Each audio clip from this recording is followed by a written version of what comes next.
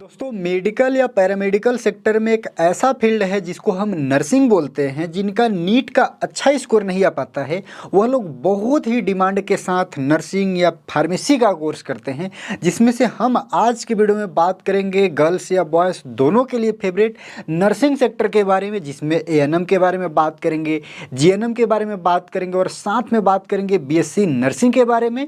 और हम ये भी बताने का प्रयास करेंगे कि अगर आपका नीट का अच्छा स्कोर नहीं आया हुआ है या फिर आपका एमबीबीएस का सपना ऐसा लग रहा है कि अब पूरा नहीं हो पाएगा, तो क्या आपको नर्सिंग सेक्टर चुनना चाहिए कि नहीं चुनना चाहिए, करेंगे इसी के बारे में कंप्लीट डिटेल। चाहे वो एएनएम हो या जीएनएम हो या हो बीएससी नर्सिंग, या आप एक गर्ल्स हैं या फिर आप एक बॉय यानी लड़का हैं, आप इस वीडियो को कंप्लीट देखिए। नर्सिंग सेक्टर के बारे में कंप्लीट जानकारी आपको मिलने वाली है इस वीडियो में।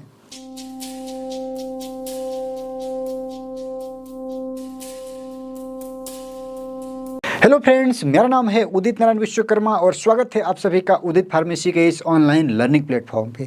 आज के इस वीडियो में हम बात करेंगे नर्सिंग कोर्स के बारे में, जिसमें सबसे पहला जो है वो होगा एएनएम, जो एक डिप्लोमा कोर्स है 2 साल का। इसके बाद होगा आपका जीएनएम, जो कि एक जनरल डिप्लोमा है और ये कंप्लीट है जो है 3 साल का।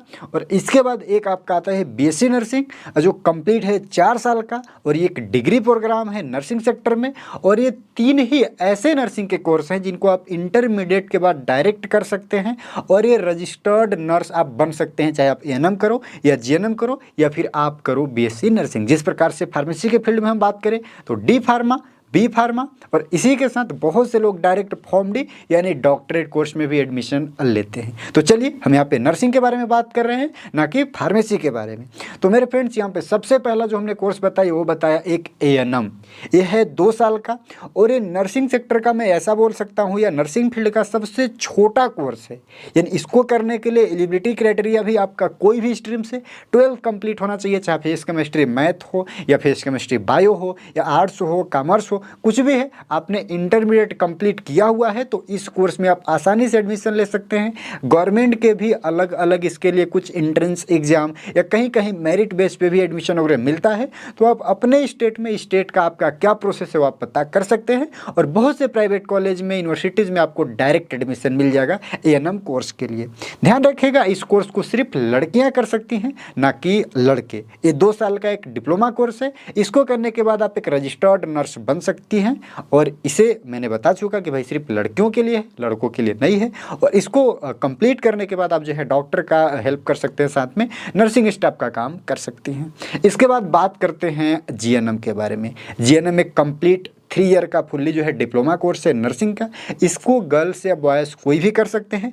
बहुत से ऐसे कॉलेज या यूनिवर्सिटी आपको मिल जाएंगे जहाँ पे अगर आपका बायो नहीं है फिर भी आपको एडमिशन मिल सकता है। और यहाँ पे जीएनएम की मैं बात करूँ तो कहीं कहीं ऐसा भी हो सकता है कि आपका सिर्फ रिक्वायरमेंट रहे इंटरमीडिएट यानी फिजिक्स केमिस्ट्री बायो के साथ, आप यानी बायोलॉजी के साथ इंटरमीडिएट कंप्लीट किए हैं तभी आपका एडमिशन होगा। और इसमें भी लमसम वही प्रोसेस रहता है भाई, हर स्टेट का अपना एक स्टेट एंट्रेंस एग्जाम हो सकता है, मेरिट बेस पे भी एडमिशन होता है और कहीं कहीं आपको डायरेक्ट एडमिशन भी मिल जाएगा। इसको करने के बाद भी आप एक रजिस्टर्ड नर्स बन सकते हैं और इसको लड़के और लड़कियां दोनों कर सकते हैं। जिस प्रकार से एएनएम मैं बार बार बोल रहा हूं कि सिर्फ लड़कियों के लिए।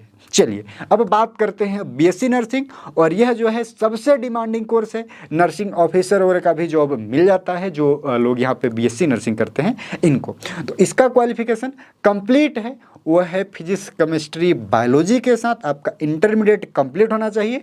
कहीं कहीं रिक्वायरमेंट हो सकता है कि भैया 60% या 50% से एबव हो, लेकिन ओवरऑल इसकी एलिजिबिलिटी क्राइटेरिया जो है वो है सिर्फ पासिंग नंबर। यानी बहुत से यूनिवर्सिटी या बहुत से कॉलेज नर्सिंग के जो है वो सिर्फ पासिंग नंबर पे ही एडमिशन ले लेंगे, लेकिन बायोलॉजी कंपलसरी है यहाँ पे जो है बीएससी नर्सिंग करने के लिए। ये 4 साल का कंप्लीट जो है ग्रेजुएशन डिग्री कोर्स है। इसको करने के बाद आप बीए बीएससी बीकॉम करने की भी आपको जरूरत नहीं पड़ेगी। और इसी के साथ जो नर्सिंग के बड़े पोस्ट हैं जैसे नर्सिंग ऑफिसर टाइप का जो पोस्ट आते हैं, इसमें भी आप अप्लाई करने के लिए एलिजिबल हो जाते हैं। इंडिया में अमूमन मैं सैलरी की बात करूँ तो एएनएम अगर आप करके कोई जॉब करने जाते हो तो लमसम जो है प्राइवेट सेक्टर में आपको 8 से 10 या 12 15 तक सैलरी मिल सकती है। सैलरी डिपेंड करती है पोस्ट पे, वर्क पे, कौन से हॉस्पिटल में हो, कौन से एरिया में हो, कौन से लोकेशन में हो, बहुत चीज़ों पे डिपेंड करता है। इसीलिए मैंने ओवरऑल बताया कि 8-10 से स्टार्ट हो सकती है और मैक्सिमम जो इसमें प्राइवेट सेक्टर में आपका 12-15 तक जा सकती है। गवर्नमेंट सेक्टर में बात करें तो 15 से स्टार्ट होकर के 20 तक जा सकती है। यहीं पर हम बात करें अगर जीएनएम करने के बाद अगर आप सैलरी चाहेंगे जॉब वगैरह के बारे में, तो गवर्नमेंट सेक्टर में लमसम 18-20 से स्टार्ट होगी, 25-30 तक जा सकती है। और इसी के साथ प्राइवेट सेक्टर में 10-15 से स्टार्ट होगी और 20-22-25 तक ऐसा कुछ जा सकता है। डिपेंड करता है आपके एक्सपीरियंस, अनुभव पे, कितना टाइम आपने स्पेंड किया है, कितना आपके पास एक्सपीरियंस है। बीएससी नर्सिंग की बात करें तो बीएससी नर्सिंग की सैलरी ऑब्वियसली बात है थोड़ी सी ज़्यादा रहती है। गवर्नमेंट सेक्टर की हम बात करें तो इंडिया में तो नॉर्मली ऐसे वही 15-20 हज़ार से स्टार्टिंग हो सकती है और धीरे धीरे करके सैलरी यहाँ पे ठीक ठाक बढ़ जाती है, यानी 30-35-40 तक आपको मिल सकता है इंडिया में। अब बात करते हैं नर्सिंग का डिमांड कितना है या कितना फ्यूचर में स्कोप है कि आपको करना चाहिए कि नहीं करना चाहिए।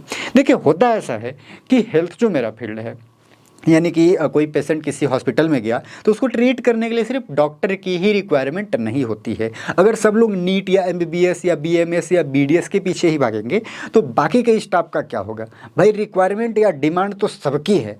एक डॉक्टर है तो एक डॉक्टर वो ओपीडी में या कहीं ना कहीं ऐसे पेशेंट का प्रिस्क्रिप्शन पर्चा लिखने की बात करें हम, तो कहीं ना कहीं 100+ भी लिख सकते हैं। लेकिन क्या सभी का ट्रीटमेंट उनको करना हो तो कर सकते हैं? नहीं कर सकते। इसीलिए सबका अलग अलग एक कहीं ना कहीं वर्क बनाया गया है, टीम वर्क है कंप्लीट। और नर्सिंग स्टाफ की रिक्वायरमेंट हमेशा रहेगी, क्योंकि इंजेक्शन लगाना, फ्लूइड चढ़ाना या पेशेंट का केयर करना, समय पर दवा देना या और भी काफ़ी चीज़ें जो है पेशेंट के बारे में पेशेंट केयर करने के लिए नर्सिंग स्टाफ की रिक्वायरमेंट ज़रूरी है। और इसी के साथ इसका डिमांड भी कभी कम होने वाला नहीं है जब तक कि यहाँ पे बीमारियाँ होती रहेंगी। और बीमारियाँ तो भाई ज़िंदगी है। दवा दारू वाला जो सिस्टम है भैया, दवा मेन आवश्यकता है और खाना भी मेन आवश्यकता है। अभी के टाइम पे रोटी कपड़ा मकान, इसके साथ साथ दवा भी ऐड है।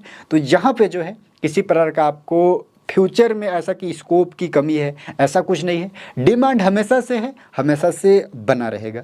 इंडिया के बाहर की हम बात करें तो नर्सिंग ऑफिसर की सैलरी कहीं ना कहीं, या जो एएनएम या यहाँ पे जीएनएम या बीएससी नर्सिंग करते हैं, उनकी सैलरी लाखों में होती है। हम कुछ डेवलप कंट्री की बात करें तो जैसे दुबई या यूएस वगैरह में आप चले गए तो यहाँ पे सैलरी लाखों की संख्या में आपको मिल सकती है। तो ये था नर्सिंग के बारे में एक कंप्लीट वीडियो, जहाँ पे हमने एएनएम, जीएनएम या बीएससी नर्सिंग फ्यूचर में क्या स्कोप हो सकता है इसके बारे में भी कुछ समझाने का प्रयास किया। बाकी नर्सिंग के बारे में स्पेसिफिक किसी कोर्स के बारे में आप जानना चाहते हैं तो वीडियो के नीचे कमेंट कीजिएगा। एक चीज़ और, बहुत से लोग कमेंट करेंगे कि सर और भी कुछ नर्सिंग के कोर्स होते हैं जैसे सर्टिफिकेट या कुछ और भी कोर्सेस हैं, तो उनके बारे में हमने इसलिए नहीं बताया क्योंकि सभी रजिस्टर्ड नर्स आप नहीं बन सकते हो बाकी के जो और कोर्स हैं उनको करने के बाद। हाँ, एक सर्टिफिकेट आपको मिल सकता है लेकिन इंडियन नर्सिंग काउंसिल से आपका रजिस्ट्रेशन नहीं होगा, यानी आप एक वैलिड रजिस्टर्ड नर्स नहीं बन पाओगे दूसरा कोई कोर्स करोगे तो। बाकी यही 3 कोर्स हैं कंप्लीट, एएनएम, जीएनएम और बीएससी नर्सिंग। बाकी डायरेक्ट इंटरमीडिएट के बाद नहीं है। और आपने जीएनएम किया हुआ है तो भाई आप और भी कोर्स कुछ कोर्सेस हैं, लेकिन इंटरमीडिएट के बाद डायरेक्ट एडमिशन होने वाले यही 3 कोर्स हैं। ठीक है फ्रेंड्स, तो फिर मिलते हैं किसी नेक्स्ट वीडियो में। अगर वीडियो पसंद है तो वीडियो को लाइक कर दीजिएगा, चैनल को सब्सक्राइब कर लीजिएगा।